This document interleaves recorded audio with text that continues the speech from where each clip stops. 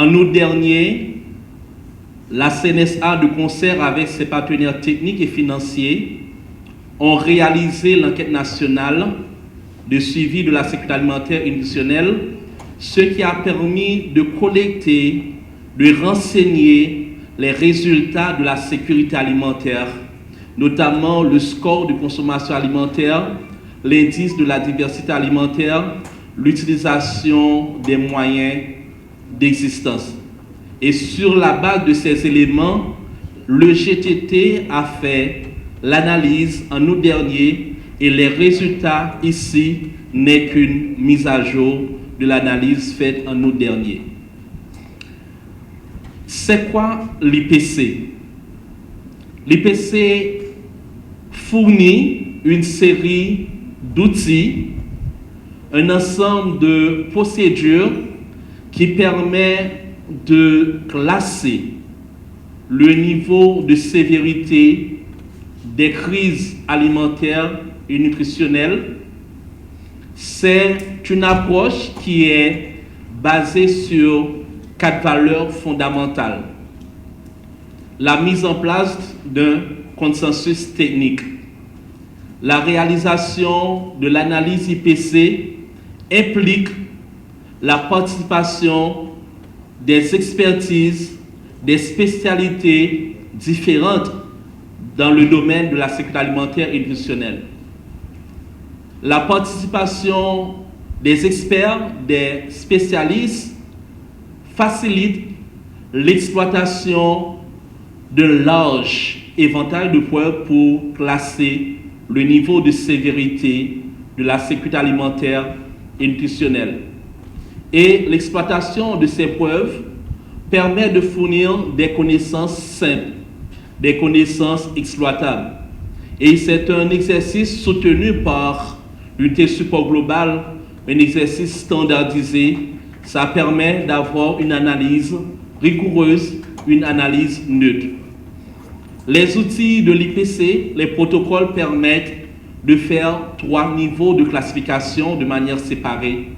La sécurité alimentaire aiguë, l'insécurité alimentaire chronique et la malnutrition.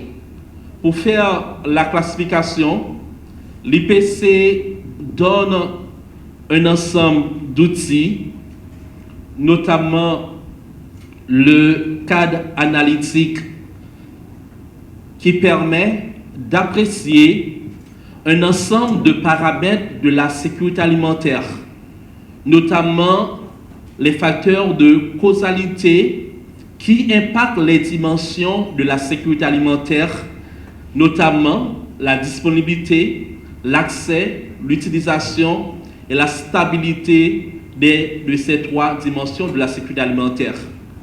Lorsque les dimensions de la sécurité alimentaire ont un comportement, nous voyons les résultats de la sécurité alimentaire qui sont affectés, à savoir la consommation alimentaire, le changement dans les moyens d'existence qui est en grande partie lié à la disponibilité, à la dimension de la sécurité alimentaire et les résultats du deuxième niveau qui sont également affectés, la situation nutritionnelle et la mortalité. En utilisant les paramètres circonscrits dans le cadre analytique, le GTT, les analyses arrivent à répondre à 6 questions fondamentales. Quel est le degré de sévérité de la situation? Quand les populations seront-elles affectées? Où se trouvent les personnes les plus touchées? À combien est estimé le nombre de personnes en besoin? Et le nombre de personnes en besoin, quelle en est la cause de cette situation? Et qui sont les personnes les plus touchées pour permettre de faire des arbitrages parce que les besoins sont considérables.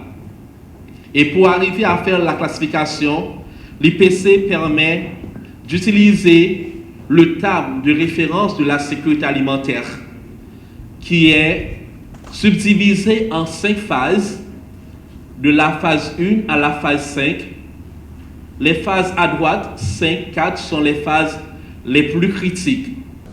On a répondu à la question quel est le niveau de sévérité, où se trouvent les populations les plus affectées. En rouge, on voit les zones les plus affectées quand ces personnes sont en situation de besoin humanitaire, alimentaire, quand il est urgent d'apporter une assistance vitale à ces populations ayant un niveau de sévérité grave. C'est pour la période de mars à juin 2025.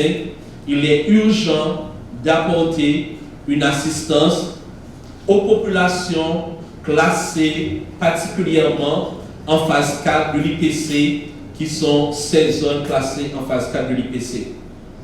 On a deux questions que le cadre analytique nous permet de répondre. Combien de personnes sont en situation de besoin? Quelle est la prévalence de la sécurité alimentaire? À partir des résultats de la mise à jour de l'IPC, 5,71 millions de personnes sont actuellement en situation de besoin pour la période de mars à juin 2025. Et ces 5,71 millions de personnes représentent 51% de la population analysée. On a tout au bas de l'écran les pourcentages de population par phase. À noter, pour la phase 4, urgence de l'IPC, il y a 19% de personnes en phase urgence. En phase 3, nous avons 32% de population en phase de crise. Et quand on communique les résultats de l'IPC, on commence à avoir l'attention particulière pour les personnes classées en phase 3 au pire de l'IPC. Avec les personnes en phase 3 et en phase 4, en somme, pour la période de mars à juin 2025, le pays a 51% de personnes en phase 3 au pire de l'IPC. Pourquoi cela se produit? Quels sont les principaux déterminants de la situation alarmante des sécurités alimentaires? Nous avons l'intensification, l'extension de la violence des grandes armées qui paralyse la circulation interurbaine, qui paralyse la circulation des personnes et des biens. En septembre dernier, 2024, le pays a enregistré sa 6e année de récession économique. Et de la dernière analyse sortant du mois de août 2024, nous avons une inflation proche de 30%, une inflation à 2 chiffres. On a encore les effets résiduels du séisme du 14 août 2021 dans le Grand Sud. On a encore les effets résiduels du cyclone Matthew dans le Grand Sud. Des citernes endommagées ne sont pas encore reconstruites. Des bétails disparus ne sont pas complètement restaurés.